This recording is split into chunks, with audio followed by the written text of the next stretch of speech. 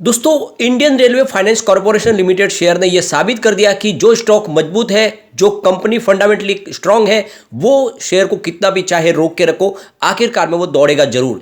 ये बात यहाँ पे दूसरी बार साबित हुई। इससे पहले आईटीसी के मामले में भी ऐसे ही हो चुका है। आप देख सकते हो, कोविड काल में सारे स्टॉक दौड़ रहे थे, तब आईटीसी नहीं दौड़ रहा था। लोग उसके ऊपर मीम्स बना के उसकी मजाक उड़ाते थे, लेकिन जब आईटीसी दौड़ने लगा तो अकेला पूरे गिरते बाजार में दौड़ा और बहुत ही शानदार रिटर्न दे चुका है। उसके पीछे वजह थी कि कंपनी का बिजनेस उसका भी बहुत ही शानदार था। और बिल्कुल वैसी ही बात यहाँ पे Indian railway finance corporation limited की है। कंपनी मोनोपोली बिजनेस करती है, साथ में बिल्कुल इनका एनपीए जीरो है। ऐसी कंपनी जिसका बिजनेस में सिर्फ प्रॉफिट ही प्रॉफिट दिखाई देता हो, उसकी प्राइस क्यों ना बढ़े।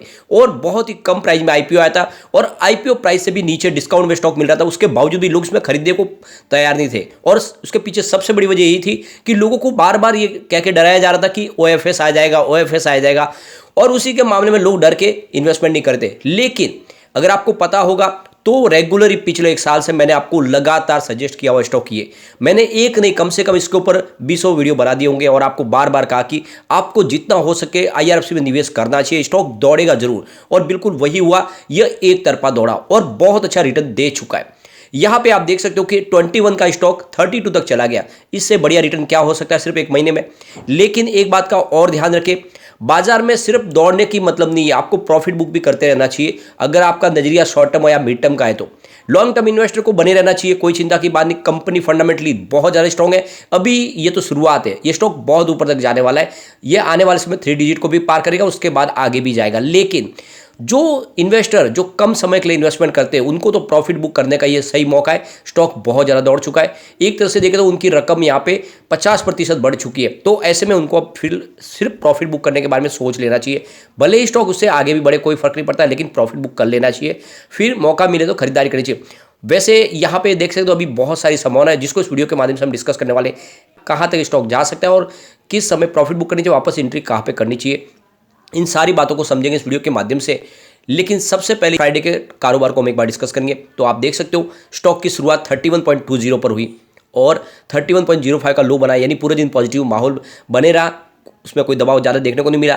लेकिन जो इंट्राडे का आई है वो 32.15 का है, यानी 32 का इस तरह से देखा है। और अंत में क्लोजिंग 31.85 पर ही। काफ़ी शानदार प्रदर्शन किया इसने। आप इसके वॉल्यूम को देख सकते हो, ज़बरदस्त बढ़ोतरी हो चुकी है वॉल्यूम में। क्योंकि यही बात होती है, जब रिटेल इन्वेस्टर तभी तक उसमें इन्वेस्टमेंट नहीं करते जब उसकी प्राइस नहीं बढ़ती, लेकिन जब प्राइस बढ़ने लगती है तो लोग धड़ाधड़ उसमें खरीदारी के लिए तैयार हो जाते हैं। इस समय लोग बहुत तेज़ी से खरीदारी कर रहे हैं, जबकि मौका उस समय था जब इसकी प्राइस बिल्कुल नहीं बढ़ रही थी। ये 21 के 22 के आसपास बहुत समय तक पड़ा रहा था, वो खरीदारी का मौका था। अब प्रॉफिट बुकिंग करने का मौका आ चुका है। आप देख सकते हो पिछले 1 महीने पहले इसका 8 करोड़ का वॉल्यूम था, 2 करोड़ की डिलीवरी उठाई गई थी। 1 वीक पहले 16 करोड़ का वॉल्यूम होता, 4 करोड़ की डिलीवरी उठाई गई थी। और थर्सडे को 26 करोड़ का वॉल्यूम होता, 6 करोड़ की डिलीवरी उठाई गई थी। और फ्राइडे को 17 करोड़ का वॉल्यूम हुआ, 4 करोड़ की डिलीवरी उठाई गई। अब यहाँ पे प्रॉफिट बुकिंग संभावना बन रही है, जल्दी ही प्रॉफिट बुकिंग आ सकती है। अब आप देख सकते हो 19.30 इसका 52 वीक का लो बना है, 32.15 रिसेंटली इसने हाई बनाया जो फ्राइडे के दिन बनता है वो दिखाई दिया। और स्टॉक काफ़ी अच्छा लग रहा है इस समय। अभी भी अच्छी खरीदारी हो रही है क्योंकि इस समय रिटेल इन्वेस्टर जम के खरीदारी करे और बड़े फंड हाउस की खरीदारी भी जारी है, तो स्टॉक ऊपर जा सकता है। लेकिन जल्दी प्रॉफिट बुकिंग शुरू होगी, प्रॉफिट बुकिंग शुरू होगी तो स्टॉक नीचे भी आएगा। अगर आपको फ्रेश एंट्री करनी तो इस समय आप न करें, आपको 28 का इंतजार करना चाहिए। 28 के आसपास इसमें फ्रेश एंट्री के लिए बिल्कुल सही समय है, वहाँ पे फिर से एंट्री की जा सकती है, लेकिन अभी थोड़ा वेट करना चाहिए। इसने बहुत ही ज़बरदस्त ऑलरेडी रिटर्न दे दिया, आप समझ सकते हो। पिछले 1 साल में स्टॉक ने 34% का अच्छा रिटर्न दिया है। 3 मंथ के हिसाब से भी 50% का ज़बरदस्त रिटर्न हमको ऑलरेडी मिल चुका है। 1 मंथ के हिसाब से 44.87% का शानदार रिटर्न है और 1 डे के हिसाब से 2.91% का ज़बरदस्त रिटर्न है। और ये देख सकते हो कि कंपनी जो मजबूत है वो तो साबित करेगी। आप समझ सकते हो कि जब इसका आईपीओ आया था तो 25 और 26 के प्राइस बैंड में इसकी प्राइस रखी गई थी और लिस्टिंग 26 के आसपास भी, लेकिन डिस्काउंट में लिस्टिंग हो गई थी। और आप समझ सकते हो कि काफ़ी अच्छा सब्सक्राइब होता है, आईपीओ रेस्पॉन्स अच्छा मिला था, लेकिन लिस्टिंग डिस्काउंट में हो गई, मामला बिगड़ गया। और आप देख सकते हो कि कंपनी लगातार अच्छे प्रॉफिट में होने के बावजूद भी लोगों को इसमें इंटरेस्ट नहीं था, जबकि मैंने आपको लगातार कहा था कि इसमें आपको इन्वेस्टमेंट करना चाहिए। आप देख सकते हो कंपनी लगातार अपने प्रॉफिट में बढ़ोतरी कर रही है।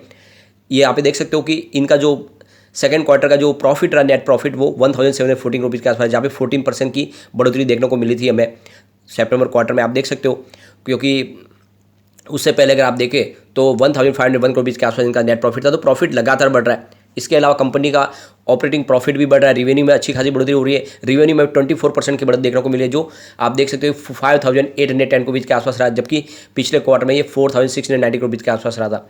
कंपनी के अगर आप एसेट अंडर मैनेजमेंट देखें तो करीब 4,39,070 रुपीज़ के आसपास निकल के आ रहा है 30 सितंबर की बात करें तो। और आप देख सकते हो कंपनी का नेटवर्थ करीब 43,549 रुपीज़ के आसपास निकल रहा है। तो आप देख सकते हो कि फंडामेंटली कंपनी बहुत मजबूत है। साथ में कंपनी अच्छा डिविडेंड लगातार दे रही है। अब चौथी बार डिविडेंड कंपनी दे चुके हैं। आप समझ सकते हो कि 0.80 पैसे यानी लगभग 80 पैसे का डिविडेंड हमको इस बार भी मिला है। और ये सारा डिविडेंड अगर मिला दिया जाए तो 3.25 रुपये के आसपास होता है। तो एक तरफ तो इसकी प्राइस 32 के आसपास, दूसरी तरफ अगर आप देखें तो हमको 3.25 रुपये का डिविडेंड मिल चुका है। यानी आप समझ सकते हो कि इसकी प्राइस जिसने भी आईपीओ में भी निवेश किया होगा उसको फिलहाल 10 रुपये का प्रॉफिट मिल रहा है। तो थोड़ा जिसने भी धैर्य के साथ इसमें बने रहे हैं उनको आज बहुत अच्छा प्रॉफिट मिल रहा है। और आप देख सकते हो कि आने वाले समय में इसमें तेजी की संभावना और भी बनेगी। फिलहाल आईआरएफसी की रेलवे की फंडिंग देखें तो 5.05 लाख करोड़ रुपये को पार कर गई है, काफ़ी शानदार।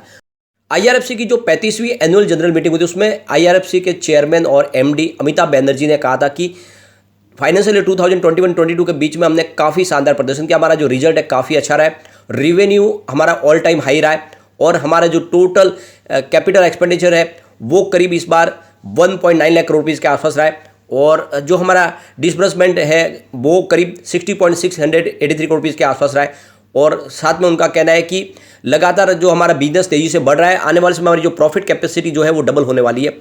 और आप समझते हो सेफ इन्वेस्टमेंट है, क्योंकि ये जो रेलवे को लोन प्रोवाइड करती है उसकी सारी की सारी जो गारंटी है वो सरकार लेती है। ऐसे में 1 रुपया भी उनका एनपीए नहीं बनता है। सबसे जो बड़ी बात है इस कंपनी की कि इसके पास सिर्फ 37 एम्प्लॉय है पूरे इंडिया के अंदर, और वो भी इनका कोई कॉर्पोरेट ऑफिस है नहीं, सिर्फ होटल अशोका से दिल्ली से ही पूरा का पूरा इनका कारोबार आगे बढ़ता है। ऐसे में आप समझ सकते हो कि कोई खर्च भी नहीं है। ये कंपनी वाकई में एक प्रॉफिट मेकिंग कंपनी है और इसकी प्राइस डेफिनेटली बढ़ेगी क्योंकि बिजनेस बहुत बड़ा है। सबसे बड़ी बात यह है कि इंडिया के बड़े बड़े फंड हाउस और इंटरनेशनल फंड हाउस से ये फंड लेके और कम प्राइस में वापस सामने रेलवे को फंड प्रोवाइड करते हैं। जिसमें आप देख सकते हो रेल विकास निगम लिमिटेड है, इसके अलावा रेलटेल, कोंकण रेलवेज, और आप देख सकते हो कि पीपल रेलवेज कॉर्पोरेशन लिमिटेड, इन सबको रेलवेज कंपनियों को फंड प्रोवाइड करती है।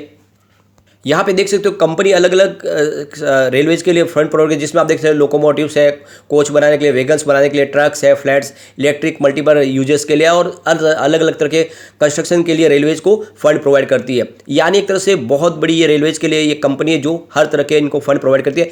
कंपनी का पोर्टफोलियो काफ़ी अच्छा है और फंडामेंटली कंपनी बहुत मजबूत है। आप देख सकते हो स्टॉक फिलहाल अपनी बुक वैल्यू से बहुत नीचे आपको मिल रहा है। ये मौका है खरीदारी का और बहुत ही ज़बरदस्त लगातार अच्छा डिविडेंड भी मिल रहा है। पिछले 5 साल का इसका CAGR 45.5% के आसपास है और कंपनी अच्छा डिविडेंड मेंटेन रखी हुई है 20.4% के आसपास। आप देख सकते हो उसका मार्केट कैप 41,558 को बीच का है। करंट प्राइस 31.80 की है। 19 इसका लो और 32 इसका हाई है। स्टॉक का P 6.43 है और बुक वैल्यू इसकी 33.30 की है। आप देख सकते हो अभी भी बुक वैल्यू से नीचे है और 4.40% का कंपनी डिविडेंड पे करती है। ROC इसका 5.11% है और ROE 15.8% है। फेस वैल्यू 10 रुपीज़ है। तो आइए देख ही सकते हो फंडामेंटल बहुत अच्छे है। यहाँ पे HDFC ने जम के खरीदारी की है। यहाँ पे देख सकते हो HDFC बैलेंस एडवांटेज फंड है। यहाँ पे 49,709 को का इन्वेस्टमेंट किया हुआ है। HDFC फ्लैक्सी कैप फंड है। यहाँ पे 31,686 को का जबरदस्त इन्वेस्टमेंट किया है। इसके अलावा HDFC large cap and mid cap fund है 7,590 को का जबरदस्त इन्वेस्टमेंट किया है। इसके अलावा L&T मिड कैप फंड है 6,610 को का इन्वेस्टमेंट किया है। निप्पॉन इंडिया वैल्यू फंड है 4,866 करोड़ का इन्वेस्टमेंट किया। तो आप देख सकते हो HDFC बैंक ने इस पर भरोसा पूरा किया। उसके 3 अलग अलग म्यूचुअल फंड्स हैं यहाँ पे जम के खरीदारी की है। इसकी रेटिंग बहुत अच्छी है। आप देख सकते हो मास्टर रेटिंग 5 स्टार में से 3 स्टार की रेटिंग है। इसकी EPS स्ट्रेंथ 5 स्टार में से 4 स्टार की रेटिंग है। बाय डिमांड 5 स्टार में से 5 स्टार की रेटिंग। प्राइस स्ट्रेंथ इसकी 5 स्टार में से 4 स्टार की रेटिंग है। ग्रुप रैंक 5 स्टार में 3 स्टार की रेटिंग। कुल मिला के बहुत ही शानदार प्रदर्शन है। ऐसे में आपको लॉन्ग टर्म का लेकर निवेश करना चाहिए। एक बार हम इसके पिवोट लेवल को चेक लेते हैं तो यहाँ से गिरावट 31.18 का फर्स्ट सपोर्ट है, ये टूटा तो स्टॉक आपको 30.57 तक ज़्यादा दिखाई देगा और नीचे का तो 30.08 तक जाएगा। यानी फिलहाल 30 के नीचे जाने की संभावना भी कम दिखाई दे रही है। पॉजिटिव माहौल बनने पे 32.28 का फर्स्ट रेजिस्टेंस है, इसको पार कर लिया तो स्टॉक 32.77 तक जाएगा और ऊपर गया तो फिर 33.38 तक जा सकता है। यानी स्टॉक आप समय 33 के ऊपर जाने को तैयार है। तो लॉन्ग टर्म का नजर लेके निवेश को बनाए रखे, शॉर्ट टर्म मिड टर्म वाले प्रॉफिट बुक कर ले। लेकिन फ्रेंड कोई भी इन्वेस्टमेंट करने से पहले अपने फाइनेंशियल एडवाइजर से बड़े ले या अपना खुद का रिसर्च करे, क्योंकि मैंने वीडियो आपके एजुकेशनल पर्पज के लिए ही बनाया। वीडियो पसंद आए तो लाइक शेयर जरूर कीजिए और चैनल को सब्सक्राइब कर दीजिए।